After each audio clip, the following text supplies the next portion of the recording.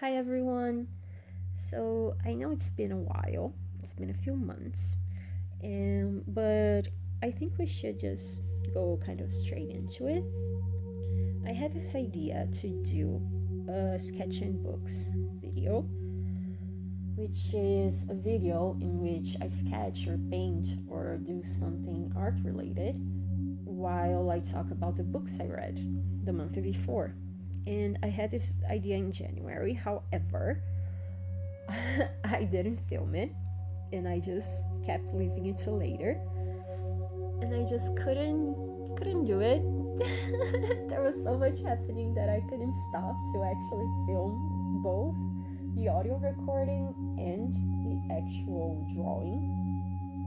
But we're doing it now, which is what counts. The thing is, I have read about 15 books this year, which is not enough for me personally. I used to read at least 4 books a month the last couple years. But I'm trying to depend less on audiobooks and try going back to physical books and ebooks, and that means I read less because it takes me more time. And I'm very, very busy with internships and university, and I don't have much time, but I am trying my best. So in January, I read 4 books. We're gonna talk about those books, and if there's still enough time, not enough, but if there's still a lot of time, we're also going to talk about the February books, which are 3 books.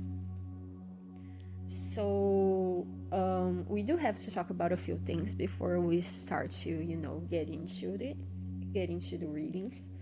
I haven't painted with gouache in over 2 years, I think. And this is my first time going back to it, so please be patient.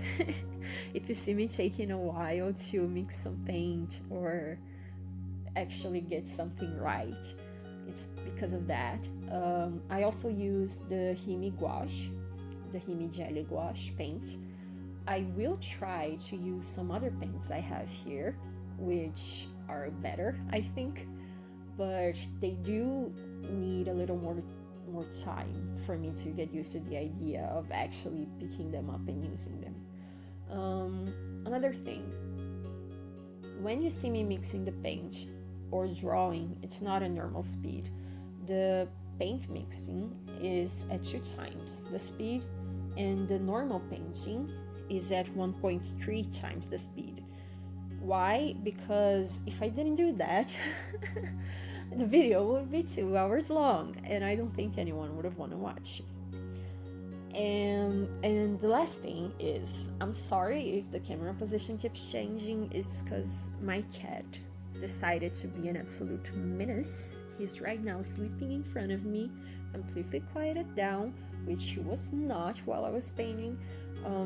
And he dropped my phone from its position a few times. Also, I had to stop for a few days, so in the middle you'll see a big difference, and it's because of that. I think if you're only listening to it, there's not a lot of problem, but if you are watching it, it might get a little annoying, and I apologize for that.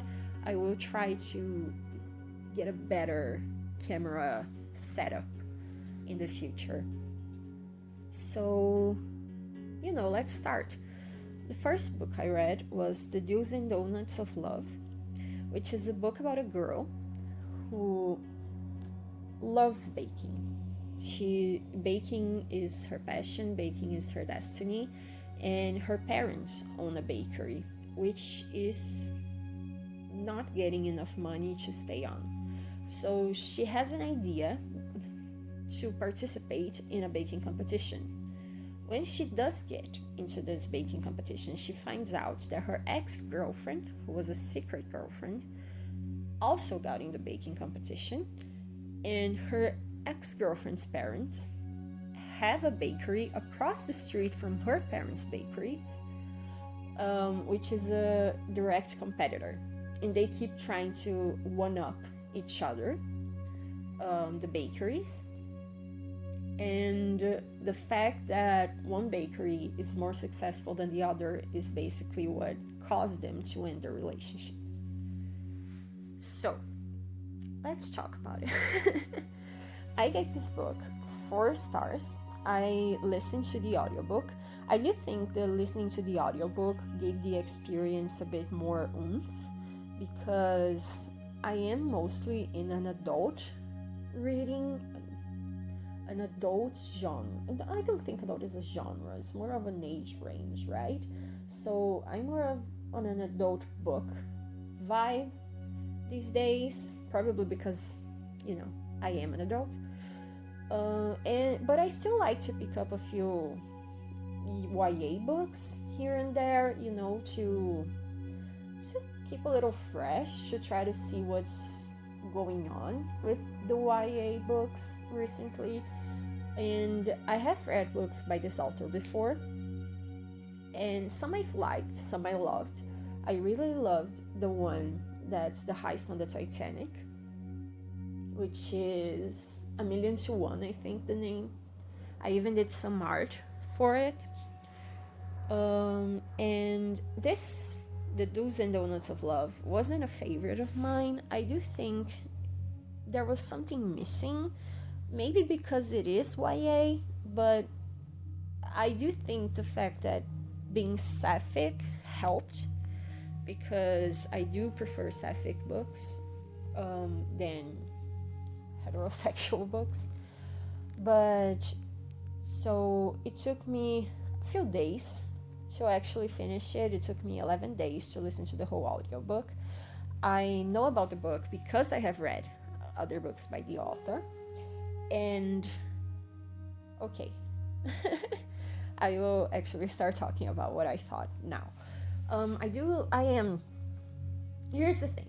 I'm a complete hater of second chance romance. I hate it deeply within me. I don't know why. I don't know how that started, but I do not like second chance romance. I do think that since this was a young adult book and it was sapphic, I kind of let it slide a little bit. I do think the fact that I didn't give it 5 stars depends on the fact that it was technically a second chance romance book.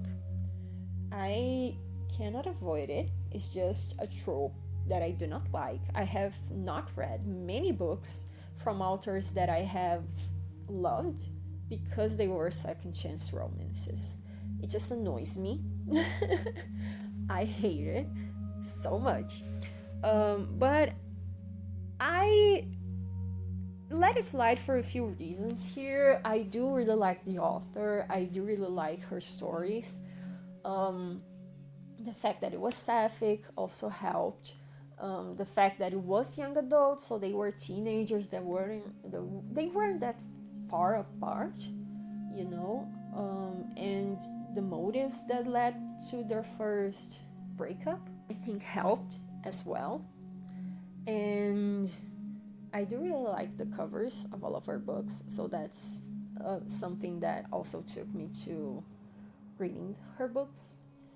But I do think there was something missing. I think the idea of a reality show setup for teenagers is something that is being used a bit. For adult books, for adult romance books, I have seen a lot of it as well. I have read one before that I think was by Sophie Gonzalez, We Are Never Getting Back Together. Never Ever Getting Back Together. It's something like that. Which was also sapphic and was also a reality television setup. I don't necessarily know how I feel about it. I do think it's... I don't know. Am I a reality TV person? I love Drag Race. And I love bad reality TV. Which I think is why maybe I wasn't that connected to the environment. I prefer reality TV where everyone is dumb. and superficial. And this was not a book where people were dumb and superficial. They have deeply rooted problems, and they do have problems that we need to be discussing. This book talks about racism. It talks about Bengali food and therefore Bengali representation in reality television and in food. The way she talks about food is so passionate, and I think that's so beautiful. I have tried to bake a few times, especially sweets, and I fail like 90% of the times. I am not a good cook. I'm not a good baker. I do insist, though, enough so that I can actually get a recipe right. But anyway, the book.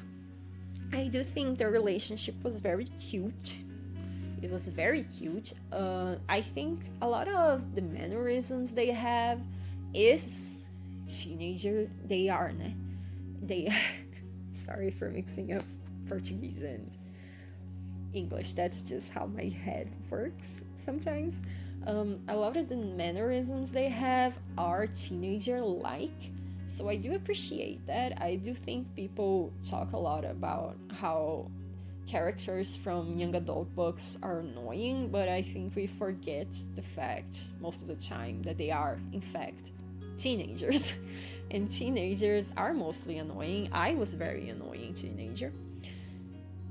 I know a lot of teenagers that sucked when I was a teenager as well. You know, everything is big and everything is hard, and you know, you end up looking a little bit more inside of yourself than to other people. I just think that's normal.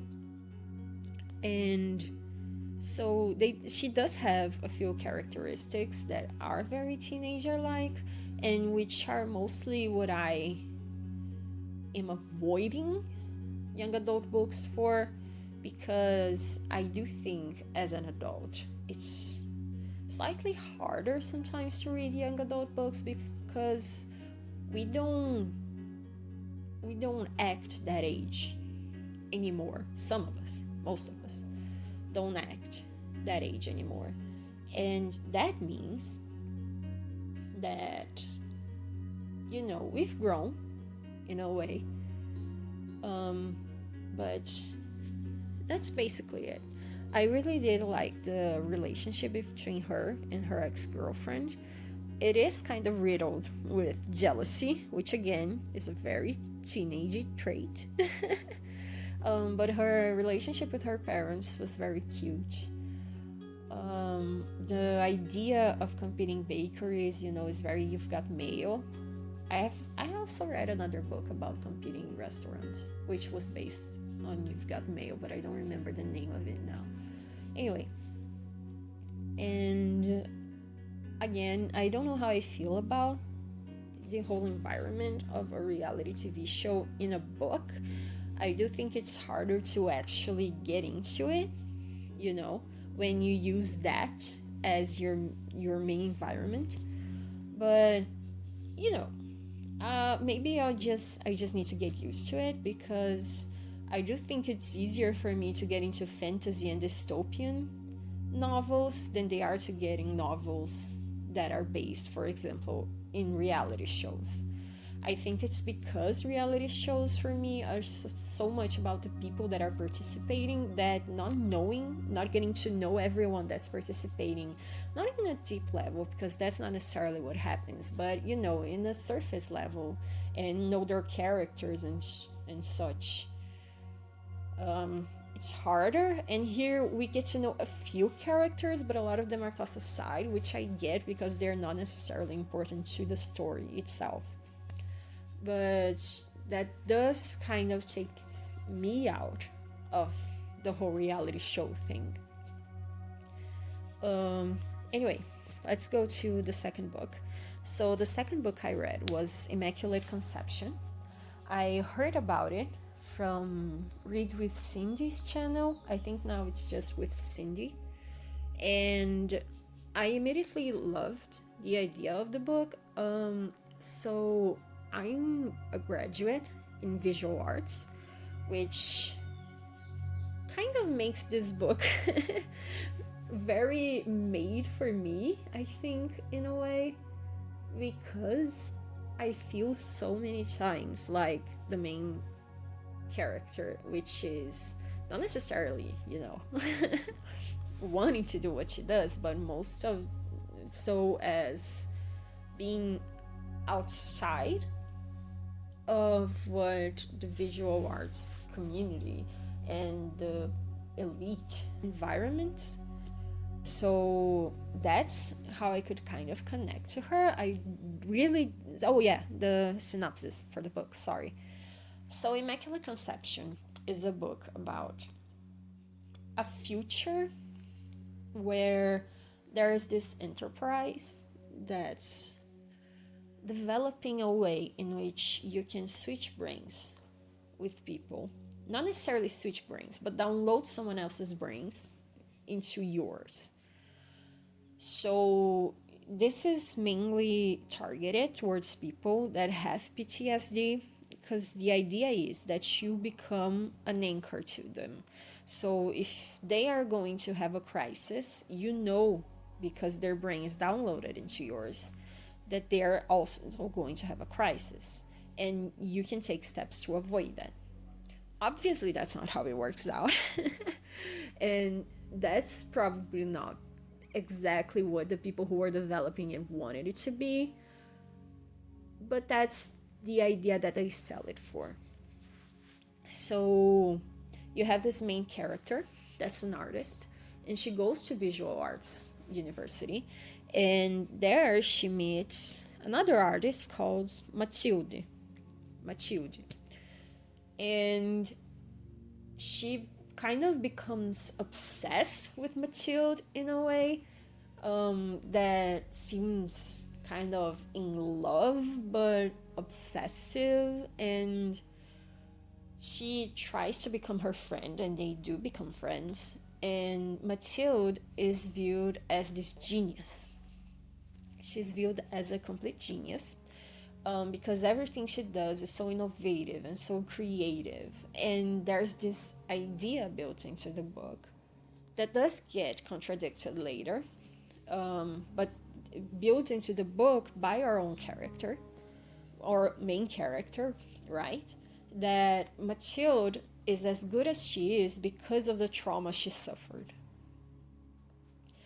And that means that she can only produce good art, she can only produce things that shock people and that make people in awe of her, because she suffered trauma as an infant and as a teenager. And the book deals a lot with this idea of the traumatized artist and what makes the traumatized artist genius. And so eventually what happens is that Matilde's brains get downloaded into our main character's brain, right? Because it's just one, sorry.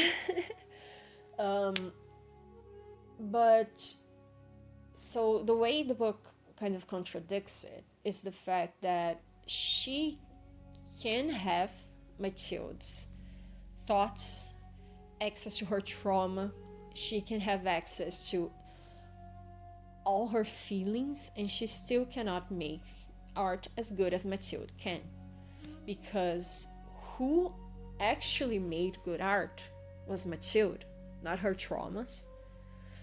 And I do think that's kind of awesome.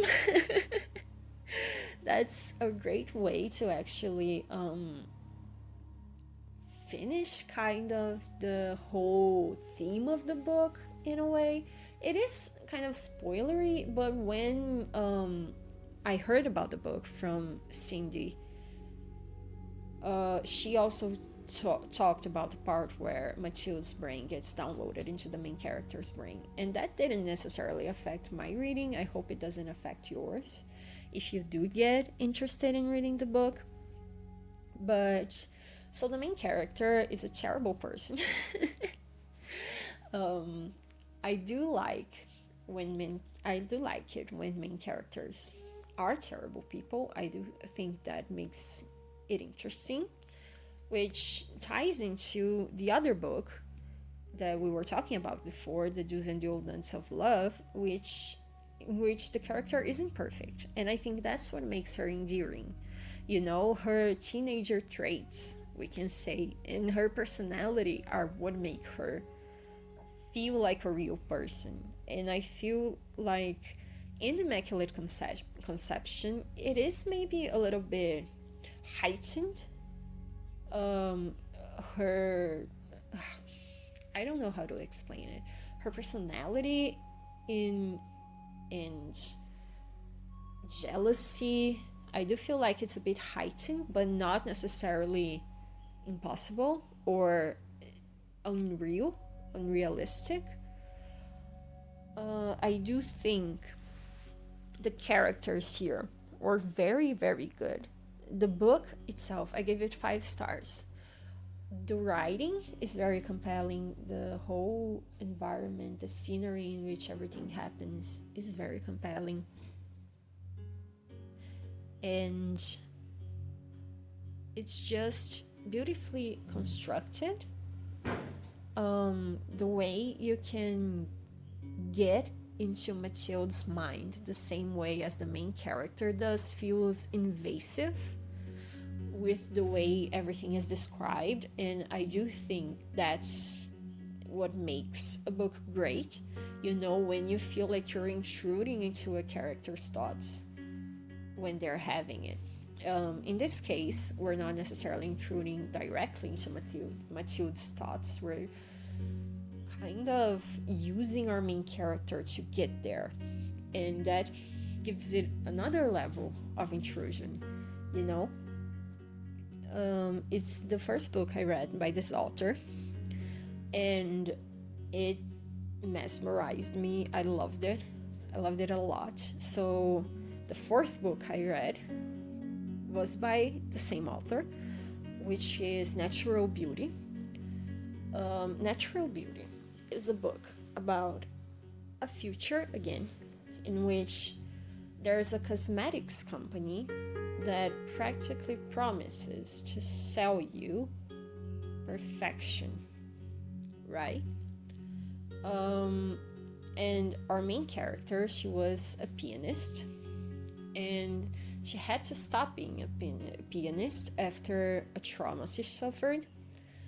And you kind of see her being invited to get into this cosmetics company, and you see the day-to-day inside that company, and you see the people that are there. You see that they're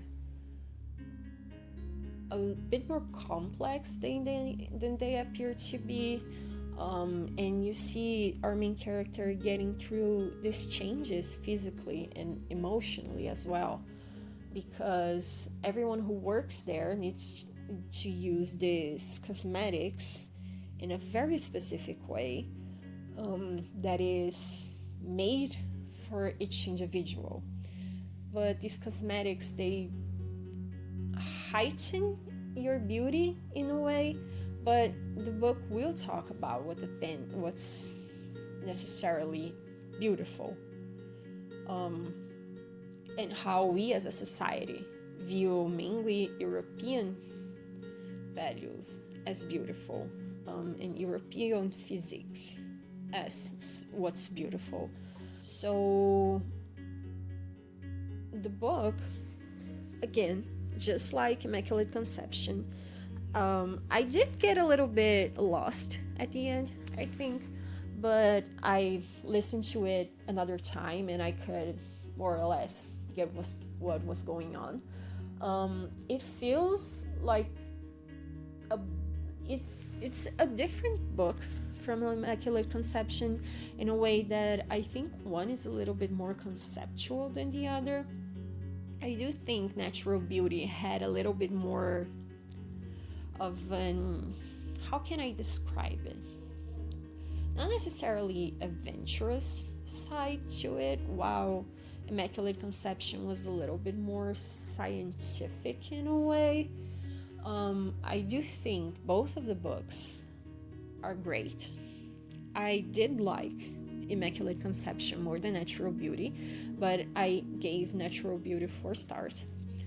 Not that stars necessarily matter, because I do think stars can be just about how much you enjoyed a book, not necessarily in a critical way. It depends on the person that's giving the stars. Me personally, I analyze more how I felt through it, and if I enjoyed it, if I enjoyed the story, if I enjoyed the characters. If I just had fun reading it, I think that's a big part of it. And these books were amazing. I definitely had a lot of fun reading them. I had a lot of fun with these characters. I had a lot of horror with these characters, with what they went through. There are definitely some trigger warnings if you want to look it up before you read them or give them a chance. I think that's good. But you will not disappoint. The writing, the construction of characters, the development of the characters, everything is very, very well done.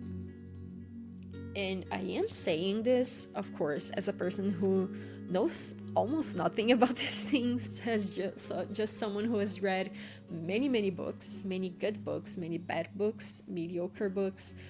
This is how I personally feel about this. So, don't take this too much as a criticism towards the book, an official criticism. The last book I read in January was, I think it's considered a classic. It was Giovanni's Room. So I had never read anything by James Baldwin before. That's a lie.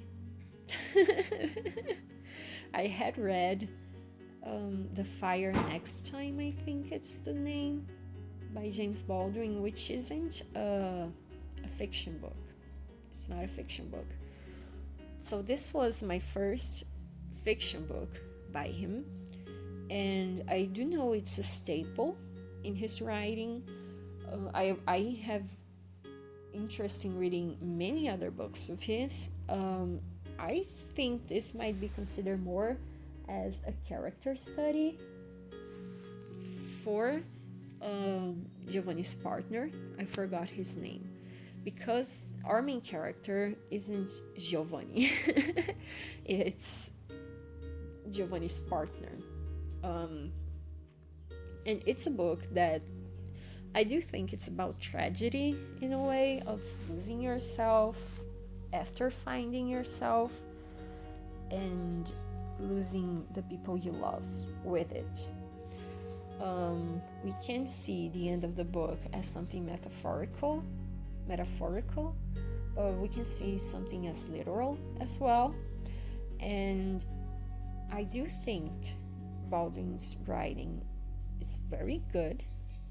I gave the book 4.5 stars, mostly because there are good points and bad points to this, but I wish we had a little more time with our characters.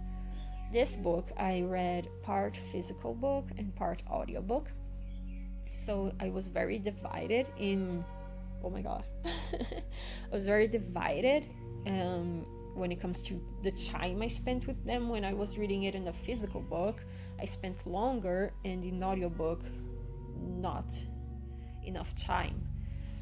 So maybe I would have a different experience had I only read it in a physical book, or a different experience had I only read in an audiobook. But I do think we could get to know these characters better. However, what we do know of them is enough to tell the story, so it's more necessary, I do think that's debatable, and I think it depends on the person you talk to. I do think at the end it can become just personal preference, whether you want the book to be longer to get to know these characters more or not. I'm just a person that, for example, really likes filler episodes where people are just kind of hanging out. Because I like to spend time with characters in that way. You know, I am a very weird person, I guess, because I like getting the feeling that these characters and me, we are at least acquaintances. I want to know enough of them for us to be able to be friends in my head. Which, you know, isn't necessarily what everybody wants, and isn't necessarily what every author wants to make. And that's completely fair. It's 100% a personal preference, sorry. But that's the reason why I thought we needed a little bit more time with those characters. But I do think as well that what we had was enough. So it's kind of confusing. I'm basically saying the book was good enough, but also I wish it was a little bit longer. Maybe just because I really liked the story. I really liked the characters. They were very complex in their own way. Switching between audiobook and physical book was weird because I started reading the book with the same voice that the voice actor does for Giovanni. It was kind of funny because it was just in my head. But anyway, those were the 4 books I read in January. And so I gave 2 4 stars, 1 4.5, and 1 5 for rating. I do think it was a good month in reading. I read only 1 YA book, and they were almost all audiobooks. I didn't read anyone white, which I do consider important. I think there's still like half an hour, right, for the video to be over. My cat wants to get out of my room. He's already tired of listening to me talk. So I just took a little break because I have been talking for half an hour. Wait. There we go. Just drink some water. Drink your water. I do not drink enough water, that's for sure. So let's talk about the February books then. So for February, I read 3 books, which were Bat Eater and Other Names for Cora Zeng, The Boy Who Was Raised as a Dog, and Brighter Than Scale, Swifter Than Flame. So let's start. Bat Eater and Other Names for Cora Zeng was the first book I read by Kylie Baker, and it was great. The book is about a girl who saw her sister die in front of her because she was pushed in front of a train. So that means that the book already starts with a trauma inflicted on our main character, who's Cora Zeng. And after that, she starts working for this company that cleans up crime scenes. And they start cleaning up a bunch of crime scenes that are related to Asian women in which they were murdered. And so they start to kind of try and solve who the killer is to prevent more murdering of Asian women, especially because of the trauma that Cora suffered, which was a hate crime against her sister, which made her die. So this book was definitely, it took me back a little bit. It's a book set during / after COVID. So that means there are a lot of comments on it. There's a lot of racism in the book that the character suffers, and it's hard to keep witnessing it the whole time, but I imagine it's even harder to have to go through it.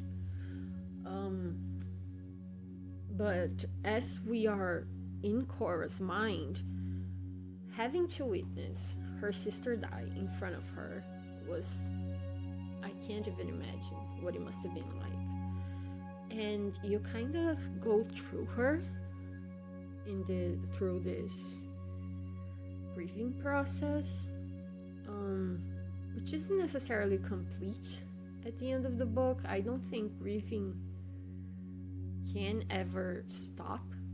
I think it's a continuous thing. There's another book I read this year, which is in April, which is called Things in Nature Merely Grow. And in it, the author talks about the fact that she hates the stages of grief thing, or calling it grief, because it's a never-ending cycle of pain, in a way.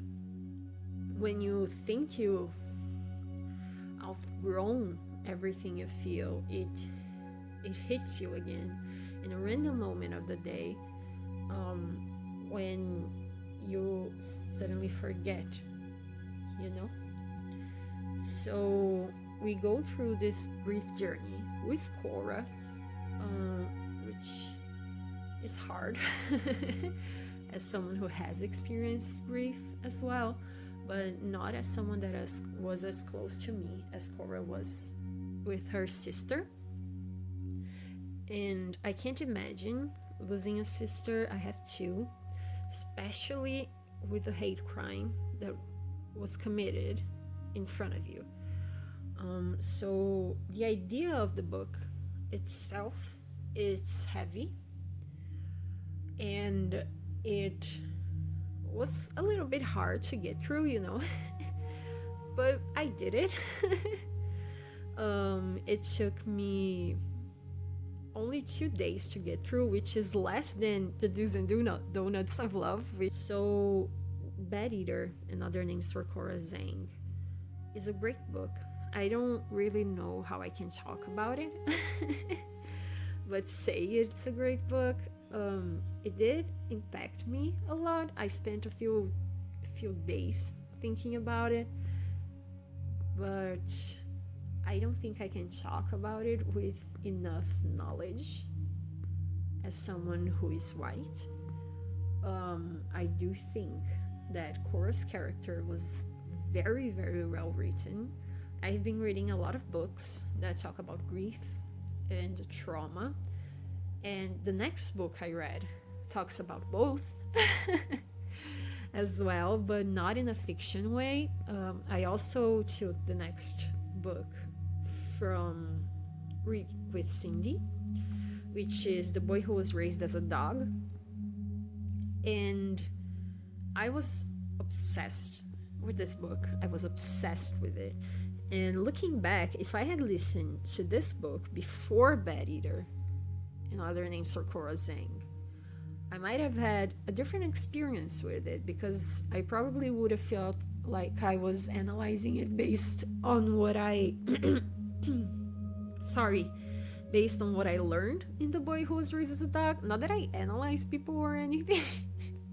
It's just, analyzing the character of Cora Zeng in another way, because The Boy Who Was Raised as a Dog is a book that talks about childhood trauma and grief and ways that people can grow from it. So the book talks a lot about our brain, how it works, how it processes grief and trauma, how it develops itself. When we are babies, when we are children, when we are teenagers, and when we are adults.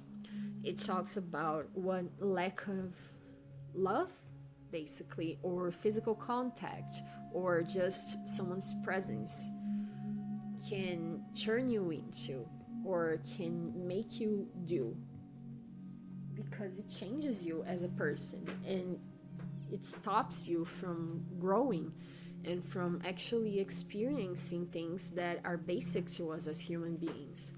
And it's a very, very interesting book. It's a non-fiction book. The Dr. Bruce Perry, I think it's his name, he talks about many experiences he had with many children and adults that were children who were traumatized. And I am taking a developmental psychology applied to arts class this semester, and I read this book before that, and it's very interesting to see how he actually dealt with it. When in class we're only talking about the theories of it, and he talks a lot in this book about developmental psychology, and having this previous access to a book that talks about something that we were going to talk about anyway this semester was definitely interesting, because it also made me kind of annoying.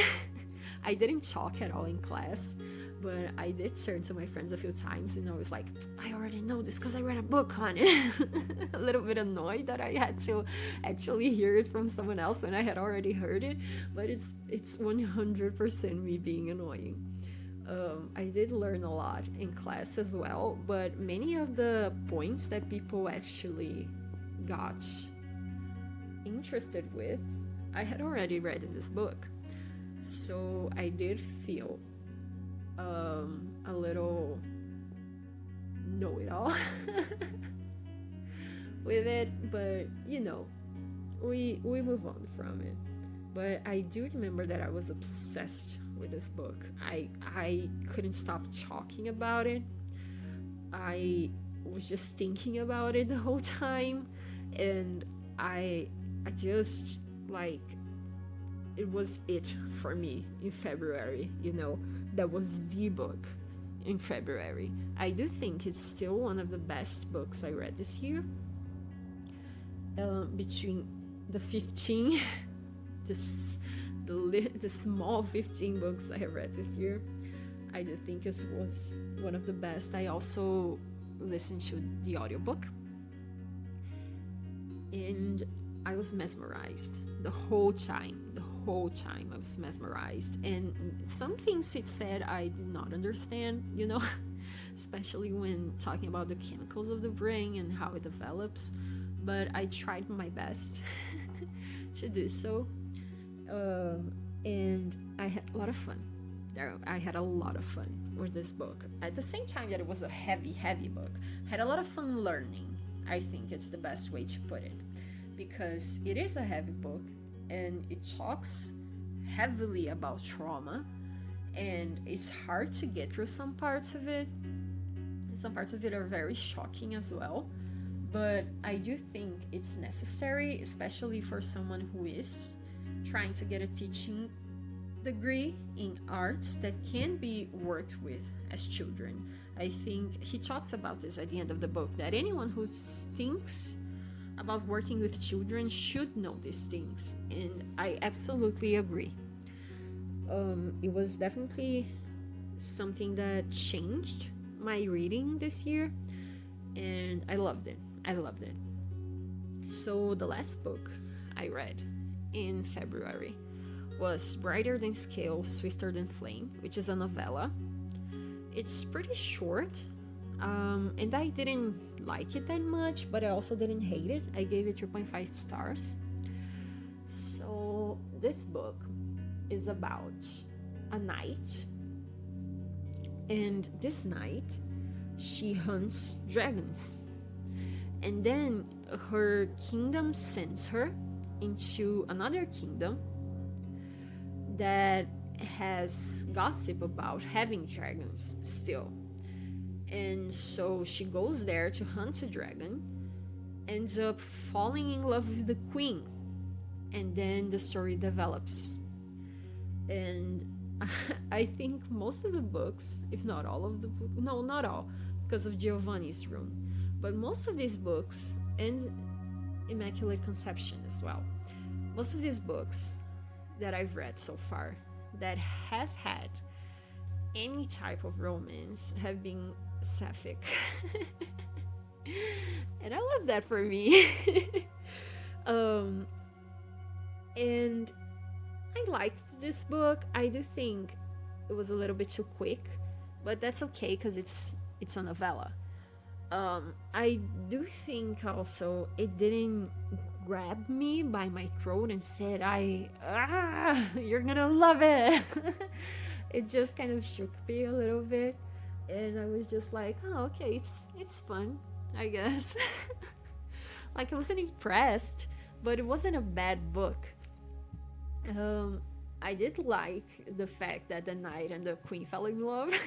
That's probably why I upped the rating a little bit. You know, I love a queen and a knight falling in love, and I love sapphics falling in love, so that was awesome. Because I got both of those. So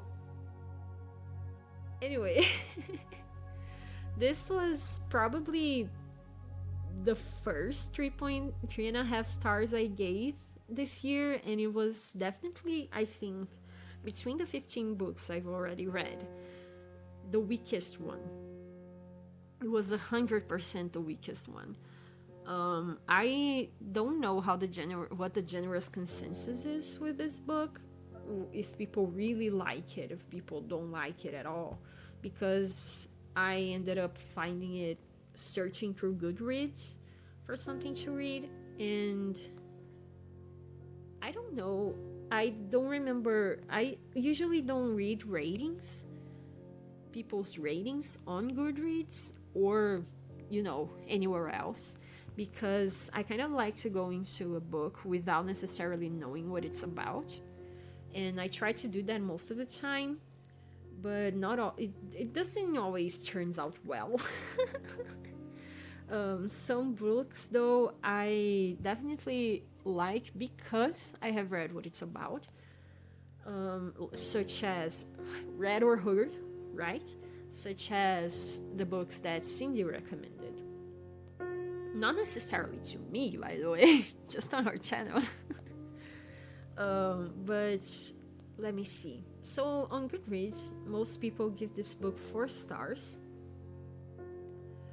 or 3 stars. Interesting. 4 stars. I don't understand why, but I don't think it worked. I don't know. I think it was slightly kind of boring for a book that has dragons and knights and queens falling in love. But you know, I do think that the idea that we see of the progression of the knight at the beginning of the book is fun. Seeing how she became a legend in a way outside of herself, and she just stopped having a personality, basically, that was outside of being a knight. I do think that should and could have been explored more. And I don't know, I think there was so much on this idea that could have been done, and they definitely didn't do it. But it was okay. It was an okay book. As I said, it wasn't the worst book I've ever read, but it also wasn't the best. Do I consider it a good book? Yeah, I consider it kind of an okay book. It's okay. It's an okay book. Like, if you have to read something in the last day of the month to get your reading challenge done, sure, it's fast. It's a book. That's how I can describe it. I think it's a book, definitely, for sure, a book. And it is quick, which I think is good, but this one could have had more, definitely. It wasn't enough, like what I said about Giovanni's room, that it could have been bigger, but because I wanted to spend more time with the characters, no. This one could have been bigger because it was not developed enough. The world wasn't used enough. The characters were not used enough. Nothing here was used enough. However, it's not that bad, you know? It's just that I've read books that are so bad that this definitely wasn't it. Like, I'm complaining and it makes it sound horrible, but it's not. It's an okay book, as I said. And maybe being an okay book sometimes is better than being a horrible, terrible misfortune of a book, you know? So these are the books I read for January and February. I hope you guys liked hearing me talk about it. I do know that there's still like 20 minutes to go from the video, because I'm seeing it here on my app that I'm recording my voice on, the fact that I have only recorded 53 minutes, and that's incredibly sad because I have nothing else to say. I could talk about random things though, you know. I have books that I have read for March, April, and May, and now June, but I would like to keep those for another video. So let's talk about what I'm painting actually, which is the Vampire Lestat. So I'm obsessed with the Interview with the Vampire. I have been ever since the first episode came out. I remember watching the movie in the pandemic with a few friends, and I kind of fell asleep to it. I thought it was okay, but I wasn't obsessed. But it did keep enough of my attention for me to start. Sorry, I was reading a random thing here. To start to want to watch this show. I also wanted to watch the show because of Jacob Anderson. I was, you know, before the last season, a big Game of Thrones fan. A big Game of Thrones fan, and I loved Jacob Anderson. And when they announced that he was going to be Louis, I immediately became obsessed. And then the show started airing, and he was actually the character of all time. I was obsessed with him, and I was obsessed with Lestat. I know Lestat is it's a hard character to have an opinion on. However, I do love him. maybe, you know, I don't know. Because of the trauma he inflicts in a way. I feel kind of seen because I have had trauma inflicted on me. So it's kind of like a Stockholm syndrome where I'm just falling in love with the person that kidnapped me. But my favorite character is Louis. I am also obsessed with Claudia. And this is gonna have some season 2 spoilers, okay? So if you haven't watched season 2, maybe you should go and then come back. But Armand, Diva, love him. I have a friend that just started watching, and they finished it in season 2, and now we're watching season 3, and they are obsessed with Armand. Obsessed, but they judge me because I'm obsessed with Lestat. I don't see how that's okay.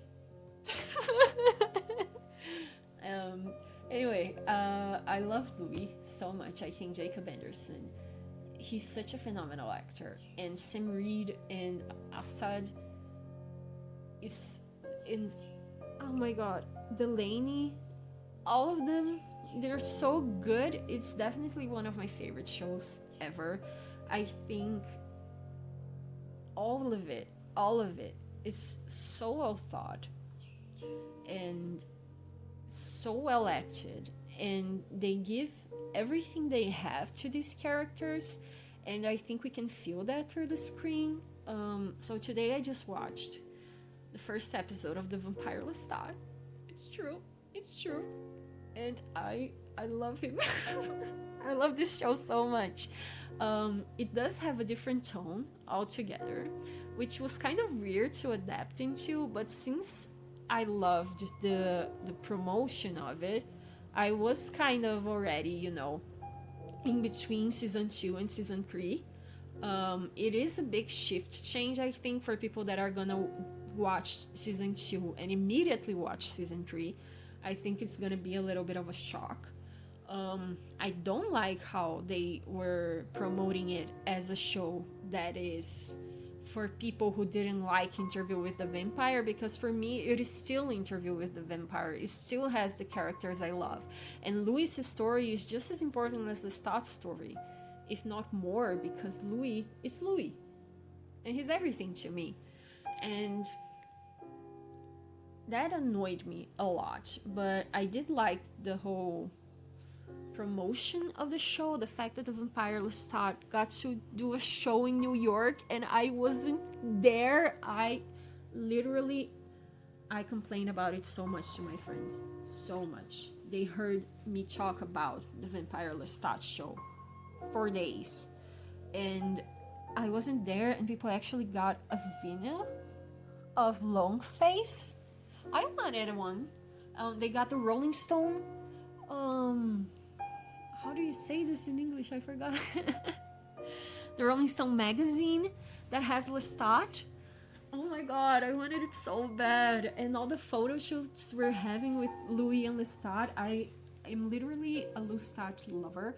They are my lock screen image on my tablet, is Louis killing Lestat, with them all bloody. I love that. I think that's the peak of romance of all time.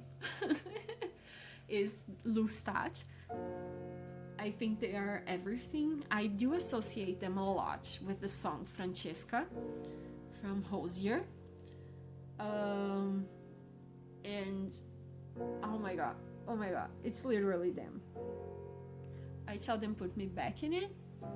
The fact that they would go through everything again just to be with each other, and that kind of kills you, because that means that Claudia was literally never going to be a priority, which is what she says on the episode that she dies. She talks about how she was always just another thing in those, another round on the stormy romance of you two.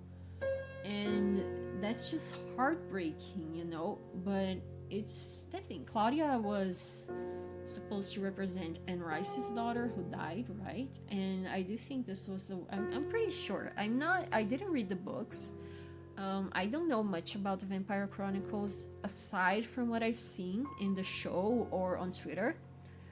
But I'm pretty sure Anne Rice wrote Claudia in a way to deal with her own grief over her daughter dying, so there is no world in which Claudia survives. And that means that there's also no world in which Louis and Lestat don't choose each other. Like, they will choose each other always and forever, and that means Claudia will always die. And that's just I love it so much. Not the fact that Claudia dies, but the storytelling of the show it's just so beautiful. And seeing the differences between Louis narrating and Lestat narrating. Louis narrates so beautifully, so thoughtfully, and Lestat is just talking about labubus and Twitter. And I think that's beautiful. Louis, I don't think in a single moment even mentioned an iPad. And Lestat just starts talking about TikTok in a song. So, I do think it's a bit of a whiplash, changing so suddenly. But I love it. I am missing Armand. I have a complicated relationship with Armand, I think, because I love him, but at the same time, he was responsible for Claudia's death. And the fact that he kept Louise in a coffin with a bunch of rocks that he leaves in his feet forever, so that he is reminded of what he went through and of the day that Claudia died. I think that's too traumatic for me. That for my characters, because I love them deeply and I don't want them to go through that. And I think I have a little bit of a thing against Armand because of what he made Louis go through, but I also have the same thing against Lestat, because we know Lestat is an abuser. He's racist as well, and he was charitable to Louis and Claudia, but I still like Lestat, so I still like Armand. And Assad is just such a great actor. He's such a great actor. His eyes, everything he does is so beautiful. Everyone that's employed in this show works in such a great way. And the Vampire Lestat, the show, seeing Sam Reed embody Lestat for yet another season is amazing. I wish I could have seen it live. The fact that he learned to play the violin, no words, just for Lestat. The fact that he sings, and they didn't even ask him to sing in his audition, but we just got a Lestat who looks like that and sings and was able to learn the violin and has that beautiful, beautiful hair. I can't. It's just, the gods descended and said, Sam Reed, you're gonna be the Lestat of all time. And he was. Like, no one will ever compete. And they also said to Jacob Anderson, you know what? You're gonna make history. And he did. He did it as Grey Worm, and now he's doing it as Louis de Pointe-du-Lac. Like, is there anything Jacob Anderson touches that doesn't turn to gold? Literally. Because he seems to be such a committed actor, and we know that he loves to love things because he's such a fan of things, that I think he respects the fan base so much because he knows what it's like to be a fan. And so does Sam Reed. He knows what it's like to be a fan of the Vampire Chronicles. And to love something that much, I think it's so beautiful. My cat is doing some stuff on my table, and he's gonna drop all of it with his little paw because he's trying to throw it all to the ground. Just give me a moment. I'm back. So I was probably talking about Sam Reed and Jacob Anderson. I already forgot what I was talking about. It's literally been like 10 to 15 seconds. I just stopped the audio recording so you wouldn't have to listen to silence for 10 to 15 seconds. Instead, you can listen to my aggravating voice talking about how much I love Interview with the Vampire. So I remember when the stills came out and when the trailers came out, and he was wearing this corset with this shirt, and I was just like, oh my god, that's literally Lestat.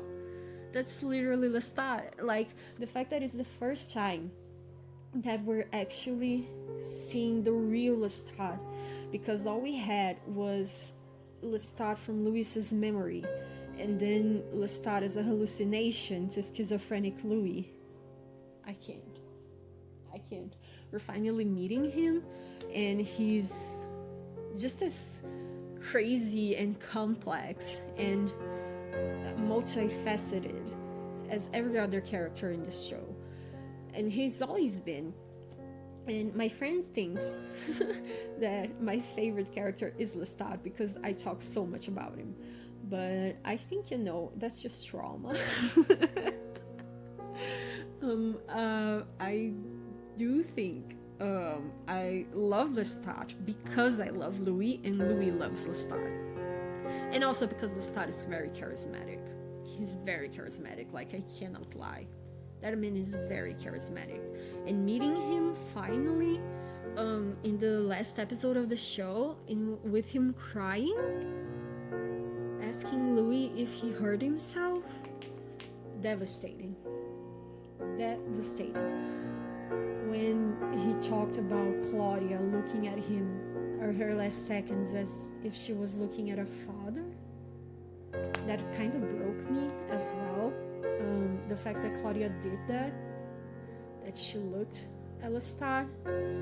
The last thing she saw was Lestat's face, and she was asking for help, And I can't even imagine how it was for her to die with that image in her head and for him to live with the same image. The image of his daughter looking at him as if he were her last chance of survival. And it's so sad, and it makes such a compelling story, and it makes such a compelling character, because what we see in the first episode of the Vampire Lestat is him dealing with all that and dealing with the fact that Claudia died and there's no going back. And now his story and Louis's story is out to the world, and people can have an opinion on him and all the things that he did, when I don't think even he has realized most of the things that he did. He does realize a lot of it, as we see in the trial. He apologizes for a lot of it, but I think even realizing that he broke Louis, he still doesn't realize how much, you know? He knows he did something, he knows what he did, he knows the impact it left, but not completely. I don't know if this makes sense. I'm kind of just talking the thoughts that I have about Interview with the Vampire and the things that come to my head that I think are interesting to talk about. Probably Twitter already had this discussion years ago. But I am in the Interview with the Vampire Twitter, but I'm not an active member of it, so I usually see the tweets, and when there's a discussion I just ignore it, because they're usually terrible discussions, as they are in every fandom. And I do think, changing a little bit of the subject, that the Thirst Tweets video should have had more Jacob Anderson / forward Louis tweets, because there are so many tweets thirsting for Louis and Jacob Anderson, and they put so little of them there. I do think that's racist, and I do think it's because Sam Reed is known to be more shy and more off the internet, and so they wanted to make him a little bit more embarrassed, and I don't know how I feel about that. I don't think I feel good about it. I don't think Sam feels good about it either. I don't know if someone does, but it did make for a good video. Jacob saying that he's into Louis being pregnant, like, that was awesome. And I do think that we have come so far because we had nothing in the first season, we had nothing in the second season, and it does make you wonder, is that because the lead wasn't white? And the question to that is probably yes. And that kind of destroys you a little bit inside, because I do think the fandom has so much love for what was created, and it meant so much to so many people. And the fact that with the change of the lead, they want to reach people that didn't like the show before, when it was the same show, just a little bit of a different tone, and throwing your characters that are not white kind of to the side to give the lead to a white character, and that makes you finally be able to have a good promotion. That's questionable. That's very, very questionable. Because Jacob Anderson and Delaney Hales definitely deserved that in season 2 as well. They definitely did. Asad did as well. I do know that the next book is The Vampire Lestat, and I'm very happy that we're having Lestat as a protagonist. I'm just questioning the marketing of the show. And why do they have so much money now on season 3? And why didn't they have that before? Why couldn't they do all these marketing strategies before? You know? I don't blame the actors. I think, again, they're just doing their best. and they love the show so much, and they love everything that they have been creating. And I do think it's the higher ups that are the problem. They have talked about it a few times, how AMC is mainly the problem, you know, because AMC, for example, didn't let them do Transmask Gabriella, which is terrible. They have not let them do many of the things they wanted to do when it comes to queer representation. So we do have to thank everyone there that has fought for what we do have on the show. And it is incredibly sad that the network won't allow them to do everything they want to do and represent queerness the way they want to represent it. It's definitely a complicated subject, and a subject that needs more of a depth when we're talking about it, and many people don't think that. So that's hard, but we're gonna get there. So I think that's mostly what I have to talk about. I know there's still like 5 minutes left to the video, so I don't know. I think I'm just gonna leave you with a little bit of music, right? Some ambient music. And thank you so much for watching, for hearing me talk for so long.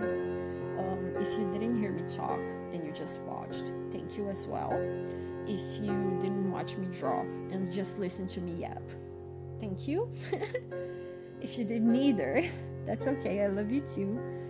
And if you enjoyed it, tell me so that I know if I will continue to do this or not.